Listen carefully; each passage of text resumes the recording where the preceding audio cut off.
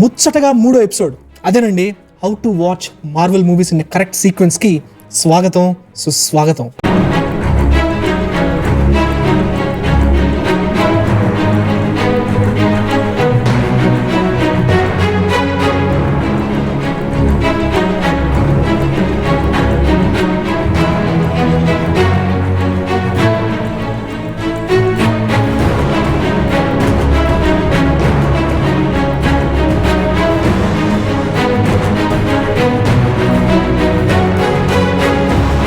Last 2 ఎపిసోడ్స్లో మనం చాలా మార్వెల్ ఫ్యాక్ట్స్ మాట్లాడుకున్నాం.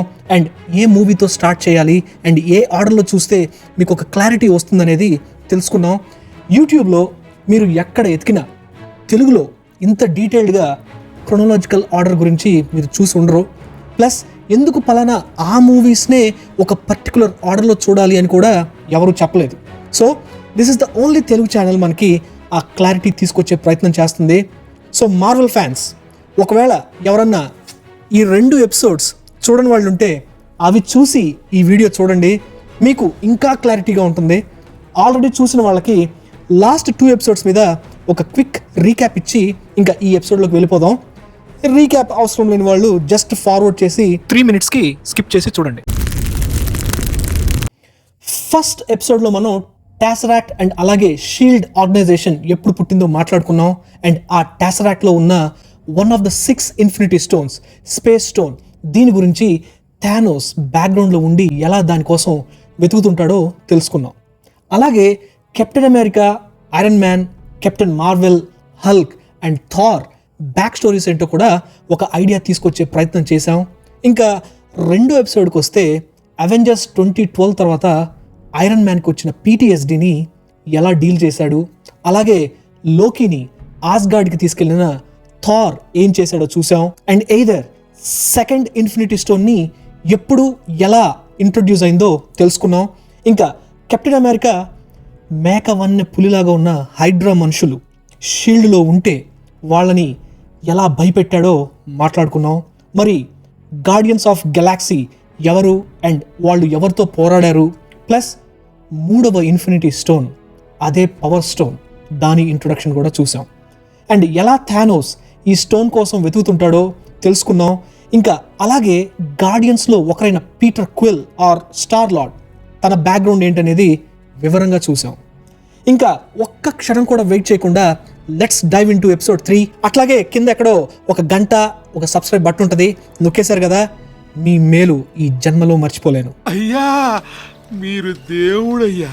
ఓకే, లాస్ట్ ఎపిసోడ్లో మనం గార్డియన్స్ ఆఫ్ గెలాక్సీ వాల్యూమ్ 2 చూశాక ఆ తర్వాత సీక్వెన్స్లో నెక్స్ట్ ఏం సినిమా చూడాలంటే అదే 2015లో రిలీజ్ అయిన అవెంజర్స్ ఏజ్ ఆఫ్ అల్ట్రాన్. దీనికి బీజం ఏంటంటే క్రితం ఎపిసోడ్లో కెప్టెన్ అమెరికా వింటర్ సోల్జర్ గురించి మాట్లాడుకున్నప్పుడు పోస్ట్ క్రెడిట్స్లో సకోవియా అనే ప్లేస్లో ఎలా లోకీ సెప్టార్ని హైడ్రా వాళ్ళు వాడుకుంటున్నారు అండ్ ఇద్దరు సిబ్లింగ్స్ పియట్రే అండ్ వాండా మ్యాక్సిమాఫ్ని ఎలా ఈ సెప్టార్ పవర్తో క్రియేట్ చేశారు అన్నది మనం చూసాం.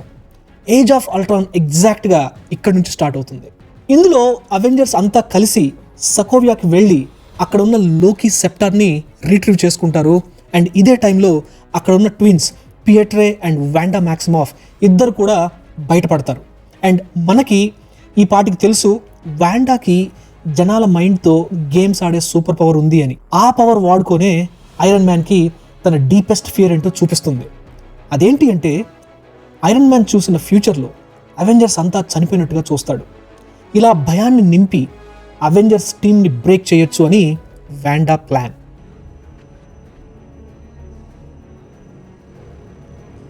ఎనీవేస్ ఆ తర్వాత సెప్టార్ని అక్కడి నుంచి తీసుకొని అవెంజర్స్ అందరూ back to the United states వస్తారు. కానీ ఐరన్ మ్యాన్ మాత్రం ఆ సెప్టార్లో ఉన్న ఆ బ్లూ మెటీరియల్ని ఎలా తన అల్ట్రాన్ ప్రోగ్రాంలో వాడచ్చో హల్క్ ఆర్ బ్రూస్ బ్యానర్తో డిస్కస్ చేసి మిగతా అవెంజర్స్కి ఎవరికి చెప్పకుండా దీన్ని వాళ్ళిద్దరూ స్టడీ చేస్తారు. ఐరన్ మ్యాన్కి ఒక AI టెక్నాలజీ ఉంటుంది, అదే జార్విస్. తన సూట్స్ని పవరప్ చేయడం నుంచి తనకి టెక్నికల్గా సలహాలు ఇచ్చే టెక్నాలజీయే ఈ జార్విస్. ఒక సందర్భంలో జార్విస్ని ఈ సెప్టార్లో ఉన్న ఆ బ్లూ మెటీరియల్ని కెపాసిటీని కంపేర్ చేసి చూస్తారు. అప్పుడు తెలుసుకుంటారు ఈ సెప్టార్లో ఉన్నది జార్విస్ కన్నా 4 ఇంతలు పెద్దది అని.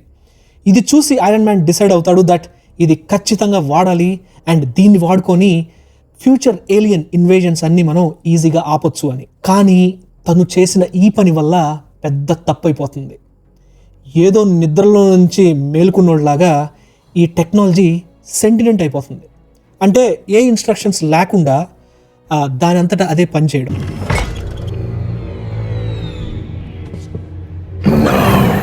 ఐరన్ మ్యాన్ ఇది భూమి ప్రశాంతంగా ఉండాలి అంటే దాన్ని ఎవరైతే అటాక్ చేస్తారో వాళ్ళందరినీ అంతం చేయాలన్నది ఉద్దేశంతో అల్ట్రాన్ ప్రోగ్రామ్ డిజైన్ చేస్తాడు. కానీ ఈ అల్ట్రాన్ ఏమో మనుషులు కూడా భూమిని ప్రశాంతంగా ఉండనివ్వట్లేదు. సో వాళ్ళను కూడా లేపేయాలని దానికి అలా అర్థమవుతుంది. సో ఇంకా ఇక్కడి నుంచి ఈ అల్ట్రాన్ టెక్నాలజీ ఒక రోబోట్ బాడీని వాడుకొని ఆ సెప్టార్ని దొంగలించి దాని నుంచి ఒక ఆర్మీ ఆఫ్ రోబోట్స్ని తయారు చేసే పనిలో పడుతుంది. ఇదే క్రమంలో అల్ట్రాన్ ఆ ఇద్దరి ట్విన్స్ని కూడా వాడుకుంటుంది. చెప్పాలంటే ఈ ఇద్దరి ట్విన్స్ అమ్మా నాన్న ఒక బాంబు పేలుళ్ళలో చిన్నప్పుడే చనిపోతారు. కానీ అల్ట్రాన్ తెలివిగా ఆ బాంబు స్టార్క్ ఇండస్ట్రీస్ నుంచే వచ్చింది అండ్ ఇండైరెక్ట్గా Tony Stark or Iron Man ఫ్యామిలీనే మీ వాళ్ళ చావుకి కారణం అయ్యారని ఒప్పిస్తుంది. అల్ట్రాన్కి ఒక పవర్ఫుల్ సింథటిక్ బాడీ కావాలి అండ్ అలాంటి బాడీ కేవలం వైబ్రేనియం అనే ఒక మెటీరియల్తోనే సాధ్యమని తెలుసుకుంటుంది. కానీ ఇదేమో ప్రపంచంలో ఒకడి దగ్గరే ఉంటుంది. వాడే ఉలిసిస్ క్లా, ఒక బ్లాక్ మార్కెట్ ఆర్మ్స్ డీలర్. ఇంకా వాడి దగ్గరికి వెళ్ళి ఇది తీసుకునే క్రమంలో అవెంజర్స్ అడ్డుకుంటారు. కానీ వాండా మాత్రం ఈ అవెంజర్స్ బ్రెయిన్స్లో వాళ్ళ డీపెస్ట్ ఫియర్స్ని కెలుకుతుంది. అలా ఆ టీంని బ్రేక్ చేస్తుంది. ఇదే క్రమంలో హల్క్ పిచ్చిగా ప్రవర్తిస్తాడు అండ్ హల్క్ని ఆపడానికి iron man Hulk buster suit వాడి తనని అడ్డుకొని ఆపుతాడు. ఆ తర్వాత అవెంజర్స్ అందరూ హాక్ ఐ ఇంట్లో కలుసుకొని వాండా మ్యాక్సిమఫ్ చేసిన ఆ మైండ్ గేమ్ వల్ల వాళ్ళ వీక్నెసెస్ అన్నీ రియలైజ్ అవుతారు. ఇంకా థార్ ఏమో తనకి కనిపించిన విజన్ని ఇన్వెస్టిగేట్ చేయడానికి వెళ్ళిపోతాడు. నిక్ ఫ్యూరీ ఏమో ఈ ఫైట్ కంటిన్యూ చేసి అల్ట్రాన్ని ఎలాగైనా ఆపండి అని చెప్తాడు. ఒక పక్క అల్ట్రాన్ ఏమో ఈ వైబ్రేనియంతో సింథటిక్ బాడీ బిల్డ్ చేయాలని చెప్పి డాక్టర్ హెలెన్ చో తనని తన వశంలోకి తెచ్చుకొని ఒక సింథటిక్ బాడీ అయితే తయారు చేపిస్తాడు. ఇంకా ఆ సెప్టార్లో ఉండే ఇంకొక ఇన్ఫినిటీ స్టోనే mind stone. So mind stone introduction ఈ సినిమాలోనే జరుగుతుంది. అల్ట్రాన్ వచ్చేసి ఈ స్టోన్ని కూడా నుదుటి మీద పెట్టి ఇంకా ఆ బాడీలోకి తను వెళ్ళాలి అనుకున్న టైంలో వాండా మ్యాక్సిమాఫ్ అల్ట్రాన్ రియల్ ఇంటెన్షన్స్ ఇందాక చెప్పినట్లు అల్ట్రాన్ దృష్టిలో మనుషులే భూమి మీద ఉండే ఒక పెద్ద డేంజర్ అండ్ అందరినీ చంపేయాలి అండ్ ఇవి తెలుసుకొని వాండా ఒక గేమ్ ఆడి అల్ట్రాన్ని ఆ బాడీలోకి వెళ్లకుండా చూస్తుంది అండ్ తన తప్పు తెలుసుకొని అవెంజర్స్కి హెల్ప్ చేద్దామని ఫిక్స్ అవుతుంది అండ్ తన బ్రదర్ కూడా ఓకే అంటాడు. ఇంకా ఇక్కడే అవెంజర్స్ మళ్ళీ అల్ట్రాన్ని అడ్డుకొని ఆ సింథటిక్ బాడీని వాళ్ళ ఆధీనంలోకి తెచ్చుకుంటారు. కానీ ఐరన్ మ్యాన్ అండ్ హల్క్ ఇద్దరూ కలిసి ఈ సింథటిక్ బాడీలోకి జార్విస్ని అప్లోడ్ చేస్తారు అండ్ దాని రిజల్టే మనకి ఒక కొత్త క్యారెక్టర్ పుడతాడు, దట్ ఈస్ విజన్. అండ్ జార్విస్ని మనం ఐరన్ మ్యాన్ నుంచి చూస్తున్నాం. Very positive AI technology and obviously తను అవెంజర్స్ సైడే తీసుకుంటాడు. ఇంకా తన పవర్ ప్రూవ్ చేయడానికి ఎవ్వరూ ఎత్తలేని థార్ హ్యామర్ ఎత్తి చూపిస్తాడు. ఇంకా ఇలా విజన్, ట్విన్స్ అండ్ అవెంజర్స్ అంతా కలిసి అల్ట్రాన్ని ఎలా మట్టి కరిపిస్తారో మనం చూస్తాం. అన్ఫార్చునేట్లీ ఒక సందర్భంలో హాక్ ఐ అండ్ ఒక పిల్లని కాపాడే తరుణంలో ట్విన్స్లో ఒకరైన పియట్రే ప్రాణాలు కోల్పోతాడు. ఇంకా క్లైమాక్స్లో కెప్టెన్ అమెరికా అండ్ నటాషా వచ్చేసి Wanda, Vision, Falcon and war machine ఇలాంటి వాళ్ళకి ఒక కొత్త ట్రైనింగ్ ఫెసిలిటీలో శిక్షణ ఇస్తూ ఉంటారు. థార్ ఏమో ఈ ఇన్ఫినిటీ స్టోన్స్ని ఇన్వెస్టిగేట్ చేయడానికి వెళ్ళిపోతాడు అండ్ ఐరన్ మ్యాన్ డ్యూటీ నుండి సైడ్ అయిపోతాడు. ఒక్కటైతే మనం గమనించాలి, అవెంజర్స్ టీంలో ఒక డిఫరెన్స్ ఆఫ్ ఒపీనియన్స్ ఏర్పడడం మనం ఇందులోనే బాగా చూస్తాం. ముఖ్యంగా iron Man and captain America మధ్యలో ఒక చిన్న టెన్షన్ అనేది ఏర్పడే సినిమా ఇదే. ఈ సినిమా పోస్ట్ క్రెడిట్స్ సీన్లో మనం థానోస్ని చూస్తాం అండ్ ఈసారి మనకి తను ఈ చేతికి ఉండే గ్లౌతో దర్శనమిస్తాడు అండ్ ఆ ఇన్ఫినిటీ స్టోన్స్ అన్ని తనే సొంతగా కలెక్ట్ చేసుకుంటానని శపథం చేస్తాడు. మరి దీని తర్వాత ఏ సినిమా చూడాలంటే that is none other than 2015లో వచ్చిన యాంట్ మ్యాన్. ఎందుకు ఇది చూడాలి అంటే అల్ట్రాన్లో జరిగిన ఈవెంట్స్ తర్వాత జరిగే కథలాగా ఇందులో ఉండే సన్నివేశాలు ఉంటాయి. ఫర్ ఎగ్జాంపుల్, ఇందాక కెప్టెన్ అమెరికా అండ్ నటాషా ఒక కొత్త ట్రైనింగ్ ఫెసిలిటీ స్టార్ట్ చేస్తారు కదా, యాంట్ మ్యాన్లో అక్కడ ఒక రాబరీ సీన్ ఉంటుంది. ప్లస్ యాంట్ మ్యాన్ ఎలా ఈ అవెంజర్స్లోకి వస్తాడు అన్న ఇంట్రడక్షన్ కూడా ఇందులోనే ఉంటుంది. కథలోకి వెళ్తే హ్యాంక్ పిమ్ ఇతను ఒకప్పుడు షీల్డ్లో పనిచేసే సైంటిస్ట్ అండ్ అందులో ఉండగా తను యాంట్ మ్యాన్ టెక్నాలజీ ఇన్వెంట్ చేస్తాడు. ఈ టెక్నాలజీ వాడుకొని మనిషిని చీమ సైజులోకి కన్వర్ట్ చేయొచ్చు. అట్ ద సేమ్ టైం ఆ చీమలా మారినప్పుడు సేమ్ మనిషికి ఉండే స్ట్రెంగ్త్ మెయింటైన్ చేసే విధంగా దీన్ని డిజైన్ చేస్తాడు. కానీ షీల్డ్ వాళ్ళు ఈ టెక్నాలజీని కాపీ కొడదామని చూస్తారు అండ్ ఇది హ్యాంక్ పిమ్కి ఒక భయం తీసుకొస్తుంది, ఎక్కడ ఈ టెక్నాలజీని దుర్వినియోగం చేస్తారు అని చెప్పి. ఆ టెక్నాలజీ తనతోనే అంతమైపోవాలని కూడా ఫిక్స్ అవుతాడు అండ్ షీల్డ్ నుంచి బయటకు వచ్చేస్తాడు. అలా కొంతకాలం తర్వాత తన కూతురు హోప్ అండ్ డారెన్ క్రాస్ అనే ఒక ఎగ్జిక్యూటివ్ ఈ యాంట్ మ్యాన్ టెక్నాలజీని వాడుకొని హ్యాంక్ పిమ్ కన్నా బెటర్ సూట్ తయారు చేయాలన్నది వీళ్ళ ప్లాన్. ఆ సూట్ పేరే ఎల్లో జాకెట్. మీరు అడగచ్చు, కూతురు ఇలా తండ్రితో చేయి కలపకుండా ఎందుకు డారెన్ క్రాస్తో టీమప్ అయ్యింది అని. సింపుల్, హ్యాంక్ పిమ్ తన యాంట్ మ్యాన్ టెక్నాలజీ సొంత కూతురికి కూడా చెప్పడు. రీజన్స్ మనం వీడియోలో ముందుకెళ్లే కొద్దీ తెలుసుకుంటాం. ఎల్లో జాకెట్ని చూసి హ్యాంక్ పిమ్కి భయం పట్టుకుంటుంది. సో ఇంకా ఫిక్స్ అవుతాడు ఆ ఎల్లో జాకెట్ సూట్ని ఎలాగైనా డిస్ట్రాయ్ చేయాలి అని. ప్లస్ డారెన్ క్రాస్ కూడా అనుకున్నంత మంచోడు కాదు. తన రియల్ ఇంటెన్షన్ ఏంటి అంటే ఆ సూట్ని హైడ్రా వాళ్ళకి అమ్ముదామని ఫిక్స్ అవుతాడు. అండ్ ఇదే టైంలో తనతో చేయి కలిపిన హ్యాంక్ కూతురు హోప్కి డారెన్ క్రాస్ రియల్ ఇంటెన్షన్స్ తెలుసుకుంటుంది. ఎస్, హోప్కి అసలు తండ్రి అంటే ఎందుకు కోపం ఉంది అంటే ఇప్పుడు మనం మాట్లాడుకుందాం. యాంట్ మ్యాన్ సూట్ టెక్నాలజీ తన దగ్గర కూడా చాలా సీక్రెట్గా ఉంచుతాడు అండ్ ఇదంతా తన సేఫ్టీ గురించి ఆలోచించి అలా చేస్తానని తర్వాత హ్యాంక్ చెప్తాడు. తన చిన్నప్పుడు వాళ్ళ తల్లి జానెట్ అదృశ్యం అయిపోతుంది, కానీ చిన్నప్పటి నుంచి ఒక ఫ్లైట్ యాక్సిడెంట్లో చనిపోయిందని చెప్తా ఉంటాడు హ్యాంక్. వాస్తవానికి ఆవిడ ఒక మిషన్లో భాగంగా తను క్వాంటమ్ రెల్మ్లోకి వెళ్ళి ఇరుక్కుపోతుంది. అది దాచిపెట్టినందుకు కూడా హోప్కి హ్యాంక్ అంటే కోపం. అది మ్యాటర్. క్వాంటమ్ రెల్మ్ గురించి మనం వచ్చే ఎపిసోడ్స్లో వివరంగా మాట్లాడుకుందాం. ఎనీవేస్, ఇంకా హ్యాంక్ ఏం డిసైడ్ అవుతాడంటే ఆ ఎల్లో జాకెట్ సూట్ని దొంగలించాలని ఫిక్స్ అవుతాడు. కానీ తనకి ఒక మంచి దొంగ కావాలి. ఇలాంటి దొంగ కాదు, ఒక స్మార్ట్ దొంగ. హైలీ సెక్యూర్డ్ ఫెసిలిటీస్లోకి వెళ్ళి దొంగలించేంత టాలెంట్ ఉండాలి. ఇలా వెతుకుతున్న క్రమంలోనే స్కాట్ లాంగ్ అనే దొంగ తారసపడతాడు. ఇంకా అక్కడి నుంచి హ్యాంక్ అండ్ హోప్ ఇద్దరూ కలిసి స్కాట్ లాంగ్ని ఎలా యాంట్ మ్యాన్గా మారుస్తారు, ప్లస్ ఆ ఎల్లో జాకెట్ సూట్ని దొంగలించాలంటే ఇందాక చెప్పినట్టు ఆ సూట్ ఉండే facility very highly secured and అక్కడ ఉండే సెక్యూరిటీ సిగ్నల్స్ని వీక్ చేయాలి అంటే సిగ్నల్ డీకాయ్ అనే డివైస్ వాడి చేయొచ్చు అని చెప్తాడు హ్యాంక్. కానీ ఆ డివైస్ ఏమో అవెంజర్స్ ట్రైనింగ్ ఫెసిలిటీలో ఉంటుంది. ఇంకా యాంట్ మ్యాన్ ఆ ఫెసిలిటీకి వెళ్ళి ఎలా అక్కడ గార్డ్గా ఉన్న శామ్ విల్సన్ ఆర్ ఫాల్కన్తో పోరాడి దాన్ని దొంగలిస్తాడన్నది మనం ఈ సినిమాలో చూస్తాం.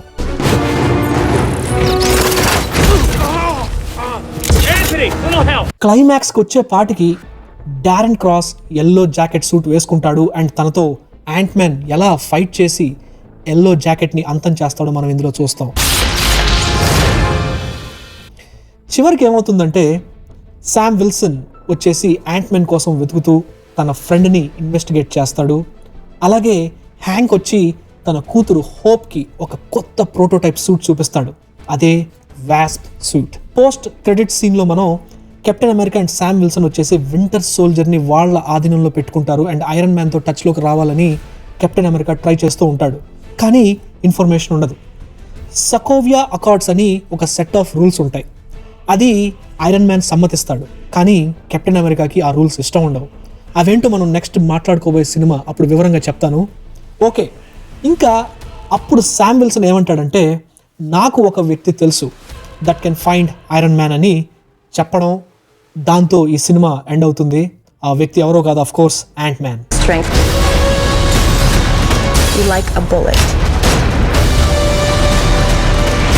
ఇంకా నెక్స్ట్ మనం సీక్వెన్స్లో చూడాల్సిన సినిమా అదే 2016లో వచ్చిన కెప్టెన్ అమెరికా సివిల్ వార్. ఇది ఎందుకు చూడాలంటే ఇందాక మనం అల్ట్రాన్ సినిమా గురించి మాట్లాడినప్పుడు అనుకున్నాం కదా, ఎలా అవెంజర్స్ అంతా కలిసి అల్ట్రాన్తో పోరాడి తనని అంతం చేస్తారో. కానీ ఆ యుద్ధంలో హెల్మెట్ జీమో అనే ఒక సకోవియన్ కొలనల్ తన ఫ్యామిలీ మొత్తం ఈ అవెంజర్స్ వల్లనే చనిపోయారని పగ పెంచుకుంటాడు. అందులో భాగంగా ఏం డిసైడ్ అవుతాడంటే ఎలాగైనా సరే ఈ అవెంజర్స్ బ్యాచ్ని డివైడ్ చేయాలని ఫిక్స్ అవుతాడు. ప్లస్ హైడ్రా వాళ్ళు బకీని ఎలా బ్రెయిన్ వాష్ చేసి వింటర్ సోల్జర్గా మార్చారో, ఆ మైండ్ని ఎలా కంట్రోల్ చేయాలో ఆ ప్రోగ్రామింగ్ అంతా కూడా ఒక హైడ్రా ఫెసిలిటీని ట్రాక్ చేసి కనిపెడతాడు. ఇంకా ప్లాన్ ఏంటంటే ఇలాగ ఈ ప్రోగ్రామింగ్ వాడుకొని చాలామంది వింటర్ సోల్జర్స్ చేయాలన్నది ఇతని ప్లాన్. ఇది బ్యాక్గ్రౌండ్లో జరుగుతున్నప్పుడు ఒక గ్రూప్ ఆఫ్ టెర్రరిస్ట్ని ఆపుదాం అన్న ఉద్దేశంతో Captain America, Falcon, Natasha and Wanda లాగోస్కి చేరుకుంటారు. అండ్ ఈ ఫైట్లో వాండా ఒక బాంబుని డిస్మాంటిల్ చేయడంలో సక్సెస్ అవుతుంది. కానీ దానివల్ల 2 సివిలియన్స్ చచ్చిపోతారు. అండ్ ఈ ఈవెంట్ వల్ల పలు దేశాల గవర్నమెంట్స్ అంతా కూడా ఈ అవెంజర్స్ని కంట్రోల్లో పెట్టాలి అని డిసైడ్ అవుతారు. అవే సకోవియా అకార్డ్స్. ఇప్పుడు దీని గురించి చెప్తాను. సకోవియాలో అల్ట్రాన్తో యుద్ధం జరిగాక గవర్నమెంట్స్ అన్నీ ఈ సకోవియా అకార్డ్స్ అనే రూల్స్ పాస్ చేస్తాయి. అదేంటంటే అవెంజర్స్ అనేవాళ్ళు సూపర్ పవర్స్ ఉన్న వ్యక్తులు. వీళ్ళు ఏ పని ఆర్ ఆపరేషన్ చేసినా గవర్నమెంట్ పర్మిషన్స్ తీసుకొని చేయాలి. దానికి ఐరన్ మ్యాన్ సరే అంటాడు, కానీ కెప్టెన్ అమెరికా ఈ రూల్స్ని ఒప్పుకోడు. ఎందుకంటే గవర్నమెంట్స్ కరప్ట్ అయ్యే ఛాన్స్ ఉంది అండ్ వాళ్ళ చెప్పు చేతల్లో అవెంజర్స్ ఉండడం మంచిది కాదు అని. అలా తెలియకుండానే ఐరన్ మ్యాన్ అండ్ కెప్టెన్ అమెరికాకి ఒక చిన్న వైరం స్టార్ట్ అవుతుంది. ఇది ఇలా ఉంటే హెల్మెట్ జీమో ఏం చేస్తాడంటే బకీ లాగా ఉండే ఒక డూప్లికేట్ని తీసుకొచ్చి వియన్నాలో యునైటెడ్ నేషన్స్ మీటింగ్ జరుగుతుంటే ఈ మీటింగ్ ముఖ్య ఉద్దేశం వచ్చేసి ఈ సకోవియా రికార్డ్స్ గురించి మాట్లాడడం. సో చాలామంది కంట్రీ లీడర్స్ వస్తారు, including Wakanda leader king T'Chaka. Anyways Helmut Zemo ఒక బాంబ్ ఎక్స్ప్లోజన్ చేపిస్తాడు. ఈ ఎక్స్ప్లోజన్లో టీచాకా మరణిస్తాడు. సెక్యూరిటీ కెమెరా ఫుటేజ్ చూస్తే ఇదంతా బకీనే చేసినట్టు ఉంటుంది. ఇదంతా టీచాకా కొడుకు prince T'Challa alias Black Panther చూసి బకీ మీద పగ పెంచుకుంటాడు. కానీ బకీ కాదు చేసిందని నమ్ముతాడు Captain America. So Falcon and తను బకీని బ్లాక్ ప్యాంథర్ నుంచి కాపాడాలి అని చెప్పి తన దగ్గరికి వెళ్తారు. అండ్ సైమల్టేనియస్గా బ్లాక్ ప్యాంథర్ కూడా వీళ్ళ ముగ్గురికి తారసపడతాడు. ఇలా అందరూ ఒక ప్లేస్లో కలుస్తారు. ఇంకా ఇవన్నీ తెలుసుకున్న ఐరన్ మ్యాన్ కెప్టెన్ అమెరికాని ఆపాలని ఫిక్స్ అవుతాడు. అలాగే అవెంజర్స్లో 2 ఫ్యాక్షన్స్ స్టార్ట్ అవుతాయి. ఒకటి టీమ్ ఐరన్ మ్యాన్ అండ్ రెండోది team Captain America. Iron Man team వచ్చేసి Black Widow, War Machine, Vision, అలాగే ఫర్ ద ఫస్ట్ టైం మనం ఇందులో స్పైడర్ మ్యాన్ ఇంట్రొడక్షన్ చూస్తాం. And of course Black Panther. Iron Man తన టీంలోకి మెంబర్స్ కావాలని వెతికే క్రమంలో క్వీన్స్ న్యూయార్క్ వెళ్ళి స్పైడర్ మ్యాన్ వాళ్ళ ఆంటీ మే తనని కలిసి తన టీంలో జాయిన్ అవ్వమని ఒప్పిస్తాడు. ఇంకా కెప్టెన్ అమెరికా టీం వచ్చి Falcon, Wanda, Ant Man and హాకై ఉంటారు. ఇలా వీళ్ళ మధ్యలో ఒక పెద్ద ఫైట్ నడిచాక అనుకోకుండా రోమనాఫ్ కెప్టెన్ అమెరికా అండ్ బకీని వదిలేస్తుంది. అండ్ ఇదే టైంలో విజన్ వార్ మషిన్ని షూట్ చేస్తాడు. దీనివల్ల వార్ మషిన్ డ్రైవ్ చేసే రోడ్స్ ప్యారలైజ్ అవుతాడు. ఇంకా ఆ తర్వాత ఐరన్ మ్యాన్ ఎలా హెల్మెట్ జీమో బకీని ఫ్రేమ్ చేశాడో తెలుసుకుంటాడు. And captain America and Bucky ఎక్కడున్నారో ఫాల్కన్ ద్వారా తెలుసుకొని ఆ లొకేషన్కి వెళ్తాడు. సర్ప్రైజ్ ఏంటంటే ఐరన్ మ్యాన్ని బ్లాక్ ప్యాంథర్ కూడా తెలియకుండా ఫాలో అవుతాడు. ఇంకా అక్కడే ఐరన్ మ్యాన్ జీమో ద్వారా తెలుసుకుంటాడు దట్ అతని పేరెంట్స్ని బకీయే చంపుతాడు అని. అండ్ ఈ విషయం కెప్టెన్ అమెరికాకి తెలిసినా కూడా తన దగ్గర దాచిపెట్టాడని చెప్పి కోపంతో రగిలిపోయి ఇద్దరితో ఫైట్ చేస్తాడు. అండ్ ఈ క్రమంలో iron man Bucky robotic arm కూడా విరక్కొడతాడు. అలాగే Captain America Iron man suit ధ్వంసం చేస్తాడు. ఇదంతా చూసిన జీమో తను అనుకున్న కల నెరవేరింది అని చెప్పి ఇంకా సూసైడ్ చేసుకునే టైంలో బ్లాక్ ప్యాంథర్ తన్ని ఆపేస్తాడు. అండ్ ఆ తర్వాత అథారిటీస్కి పట్టిస్తాడు. క్లైమాక్స్కి వెళ్ళేటప్పటికి ప్యారలైజ్ అయిన రోడ్స్కి లెగ్ బ్రేసెస్ ఇస్తాడు ఐరన్ మ్యాన్. అలాగే కెప్టెన్ అమెరికా ఐరన్ మ్యాన్కి సారీ చెప్తూ ఒక లెటర్ రాస్తాడు. అండ్ మళ్ళీ ఎప్పుడైనా అవసరం అయితే మాకు కబురు పెట్టు అని. అండ్ బకీనేమో బ్లాక్ ప్యాంథర్ తన రాజ్యం వకాండాలో ఉండమని చెప్తాడు. అక్కడ ఉంటూ ఇన్ని రోజులు హైడ్రా వాళ్ళు చేసిన బ్రెయిన్ వాష్ నుంచి బయటపడాలని చెప్పి స్లీప్లోకి వెళ్ళిపోతాడు. ఇంకా మన స్పైడర్ మ్యాన్ వచ్చి తన గురువుగా భావించే ఐరన్ మ్యాన్ ఇచ్చిన వెబ్ షూటర్స్ని టెస్ట్ చేస్తూ ఉంటాడు. సో సివిల్ వార్లో మనం సడన్ అండ్ క్విక్గా 2 క్యారెక్టర్స్ ఇంట్రొడక్షన్ చూసాం. అవే Black Panther and Spider Man. మరి నెక్స్ట్ మనం ఈ సీక్వెన్స్లో చూడాల్సిన సినిమా 2018లో వచ్చిన బ్లాక్ ప్యాంథర్. ఎందుకంటే ఎగ్జాక్ట్గా సివిల్ వార్లో జరిగిన ఈవెంట్స్ తర్వాత ఏం జరుగుతుందో అనేది మనం ఇందులో చూస్తాం. ముఖ్యంగా టీచాకా చనిపోయాక బ్లాక్ ప్యాంథర్ ఎలా తన తండ్రి స్థానాన్ని వకాండాలో ఎలా ఫిల్ చేస్తాడన్నది తెలుసుకుంటాం. అలాగే ఇప్పటిదాకా మనం వైబ్రేనియం గురించి చాలాసార్లు విన్నాం. లైక్ కెప్టెన్ అమెరికా షీల్డ్లో దీంతోనే చేస్తారు, అలాగే బకీ లెఫ్ట్ ఆర్మ్ అంతా కూడా వైబ్రేనియంతోనే ఉంటుంది. ఇంకా last but not least age of అల్ట్రాన్లో విజన్ని బిల్డ్ చేయడంలో వైబ్రేనియం పాత్ర ఏంటో కూడా చూసాం. మరి ఆ మెటీరియల్ ఎలా అవైలబిలిటీలోకి వచ్చిందనేదే ఈ సినిమాలో మనం చూస్తాం. చెప్పాలంటే వైబ్రేనియం అనేది ఎర్త్ని ఒక మెటీరియట్ ఢీ కొడుతుంది. అది వకాండాలో వచ్చి పడడం వల్ల భూమి మీద అక్కడ ఒక్క చోటే ఈ మెటీరియల్ ఉంటుంది. స్టోరీలోకి వెళ్తే కింగ్ టీచాకా యంగ్గా ఉన్నప్పుడు తన తమ్ముడు జోబుకి ఓక్లాండ్ కాలిఫోర్నియాలో అండర్ కవర్లో ఉంటూ ఈ వైబ్రేనియం టెక్నాలజీ నిజంగా ఎవరికన్నా అవసరం ఉన్న వాళ్ళకి ఇవ్వు, అలాగే మానిటర్ చేయమని అక్కడ ఉంచుతాడు. కానీ తనేమో ఈ మెటీరియల్ని underworld arm dealers like Ulysses Klaue లాంటి వాళ్ళకి అమ్ముతూ ఉంటాడు. ఇది తెలుసుకొని టీచాకా తన తమ్ముడిని వకాండా నుండి విలేసేస్తాడు. ఇంకా కొన్ని ఏళ్ల తర్వాత జోబు కొడుకు కిల్ మాంగర్ పెద్దయ్యి తన తండ్రికి జరిగిన అవమానంతో పగ పెంచుకొని బ్లాక్ ప్యాంథర్ని ముప్పు తిప్పలు పెడతాడు. కిల్ మాంగర్ ఉద్దేశంలో ఈ వైబ్రేనియం టెక్నాలజీ ఇలా వకాండాకే పరిమితం కాకూడదు, చాలా పూర్ కంట్రీస్ ఉన్నాయి, వాళ్ళకు కూడా యాక్సెస్ ఇవ్వాలి అన్నది తన ఆలోచన. కానీ ఇలా అందరికీ ఇస్తే దాన్ని దుర్వినియోగం చేసే ఛాన్స్ ఉందన్న డౌట్లో టీచాలా ఉంటాడు. అలాగే కిల్ మాంగర్కి ఆ రాజసింహాసనం మీద కన్నుపడుతుంది. ఇంకా దాన్ని ప్రొటెక్ట్ చేసుకోవాలని బ్లాక్ ప్యాంథర్ ఎలా తన చెల్లి షూరీ, ఎక్స్ గర్ల్ ఫ్రెండ్ నాకియా, అలాగే తన లాయల్ బాడీగార్డ్ ఒకోయే సహాయంతో వీళ్ళందరిది తీసుకొని ఈ కిల్ మాంగర్ని అంతం చేస్తారన్నది మనం ఇందులో చూస్తాం. చెప్పాలంటే కిల్ మాంగర్ బాగా ఇంజ్యూర్డ్ అయితే బ్లాక్ ప్యాంథర్ వకాండాలో ఉన్న టెక్నాలజీతో నిన్ను బతికిస్తా అంటాడు. కానీ కిల్ మాంగర్ ఒప్పుకోడు అండ్ ప్రాణాలు విడుస్తాడు. ఇంకా ఈ సినిమా పోస్ట్ క్రెడిట్ సీన్లో బ్లాక్ ప్యాంథర్ యునైటెడ్ నేషన్స్ దగ్గరికి వెళ్ళి ఈ వైబ్రేనియం ప్రపంచంలో ఎవరైనా వాడుకోవచ్చు అన్న ప్రపోజల్ తీసుకొస్తాడు. అలాగే బకీ వచ్చేసి బ్లాక్ ప్యాంథర్ చెల్లి షూరీ ఆధ్వర్యంలో ఇంకా ట్రీట్మెంట్ తీసుకుంటూ కనిపిస్తాడు.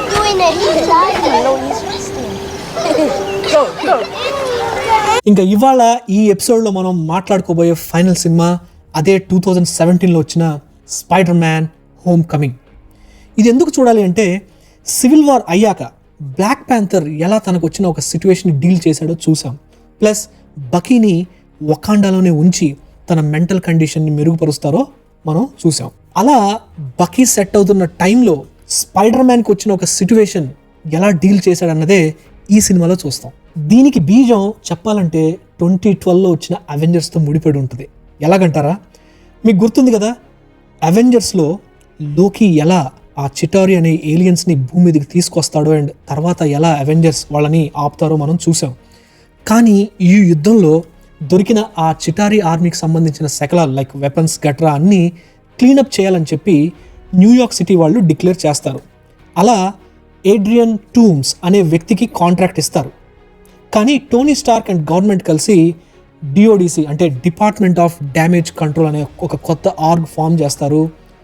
అలాగా ఆ కాంట్రాక్ట్ని రద్దు చేసి డిఓడిసి వాళ్ళు ఓవర్టేక్ చేస్తారు. తనకు ఉన్న ఆ కాంట్రాక్ట్ పోయిందని చెప్పి ఏడ్రియన్ తన ఎంప్లాయీస్కి నచ్చ చెప్తాడు దట్ ఆ చిటారి టెక్నాలజీకి సంబంధించిన కొన్ని మనమే ఉంచుకుందాం అండ్ వాటితో ఏదైనా పనికొచ్చేది చేద్దామని చెప్తాడు. అలా ఒక సూట్ బిల్డ్ చేస్తాడు. దానికి కావాల్సిన పవర్ సెల్స్ అన్నీ కూడా ఈ చిటారి టెక్నాలజీయే వాడుకుంటాడు. ఇదంతా జరిగిన 8 years తర్వాత జరిగే ఈవెంట్సే ఈ spider man home coming cinema అంతా కూడా ఉంటుంది. సివిల్ వార్లో జరిగిన ఈవెంట్స్కి స్పైడర్ మ్యాన్ని వాడుకుంటాడు ఐరన్ మ్యాన్.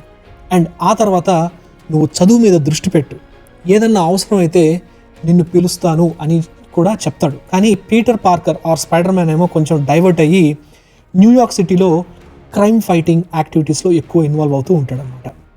ఈ క్రమంలోనే తన ఫ్రెండ్ నెడ్కి తెలుస్తుంది దట్ తనే స్పైడర్ మ్యాన్ అని. ఇంకా టూమ్స్ ఏమో తన దగ్గర ఉన్న చిటారీ వెపన్స్ కోసం బయర్స్ని వెతికే క్రమంలో ఉంటాడు. అండ్ అలా ఒక సందర్భంలో స్పైడర్ మ్యాన్ టూమ్స్తో ఢీకొంటాడు, కానీ తన సూట్ వాటర్లో చిక్కుకొని ఓపెన్ అవ్వదు. ఇంకా ఈ సూట్ ఎలాగో ఐరన్ మ్యాన్ ఇచ్చాడు కాబట్టి రిమోట్గా స్పైడర్ మ్యాన్ని మానిటర్ చేస్తూనే ఉంటాడు. అండ్ ఈసారి గట్టిగా వార్నింగ్ ఇస్తాడు దట్ ఇలాంటి క్రిమినల్ యాక్టివిటీస్ మీద నువ్వు ఫోకస్ చేయొద్దు అని. ఓకే అంటాడు స్పైడర్ మ్యాన్. కథ ముందుకెళ్లే కొద్ది ఇంకేమవుతుందంటే టూమ్స్ ఒక కొత్త బయ్యర్కి వెపన్స్ అమ్మే క్రమంలో ఒక ఫెర్రీని యాక్సిడెంటల్గా మధ్యలోకి చీలుస్తాడు. అండ్ స్పైడర్ మ్యాన్ మళ్ళీ ఆ డ్యామేజ్ని సెట్ చేయాలనుకుంటాడు, కానీ తన తాహతకు మించిన పని అవడంతో మళ్ళీ ఐరన్ మ్యాన్ వచ్చి కాపాడతాడు. ఇట్లా కాదని చెప్పి ఐరన్ మ్యాన్ ఆ సూట్ని స్పైడర్ మ్యాన్ దగ్గర నుంచి తీసేసుకుంటాడు. ఆ తర్వాత ఒక సందర్భంలో స్పైడర్ మ్యాన్కి తెలుస్తుంది దట్ టూమ్స్ ఎవరో కాదు, తన గర్ల్ ఫ్రెండ్ లిజ్ ఫాదర్ అని. టూమ్స్ ఏమో నీ ఐడెంటిటీ నేను నా కూతురికి రివీల్ చేస్తా అని బెదిరిస్తాడు. ఇదే క్రమంలో స్పైడర్ మ్యాన్ పసిగడతాడు దట్ టూమ్స్ ఈ చిటారీ సాల్వేజ్ని తీసుకెళ్తున్న ఫ్లైట్ని హైజాక్ చేయబోతున్నాడు అని. ఇంకా తనని స్పైడర్ మ్యాన్ ఎలా ఆపుతాడో మనం ఇందులో చూస్తాం.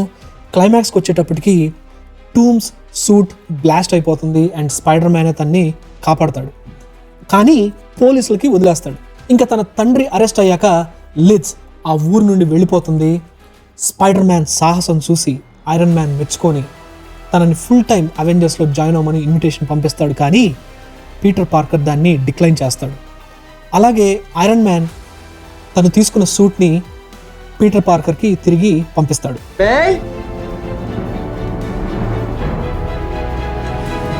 Okay friends, that's it for today. ఇంకా వచ్చే వారం మనకి ఫైనల్ ఎపిసోడ్ ఉండబోతుంది అండ్ ఆర్డర్లో వచ్చే నెక్స్ట్ మూవీస్ ఏంటో డీటెయిల్డ్గా మాట్లాడుకుందాం. Keep watching the space. అట్లాగే ఈ వీడియో మీద మీ అభిప్రాయం ఏంటో కామెంట్స్ రూపంలో చెప్పండి. ఇంకా ఛానల్కి ఎవరైనా సబ్స్క్రైబ్ చేసుకోకపోతే ప్లీజ్ డూ. ఇలాంటి వీడియోలు చేయడానికి నాకు మరింత మోటివేషన్ వస్తుంది. ఉంటానండి, బాయ్, టేక్ కేర్.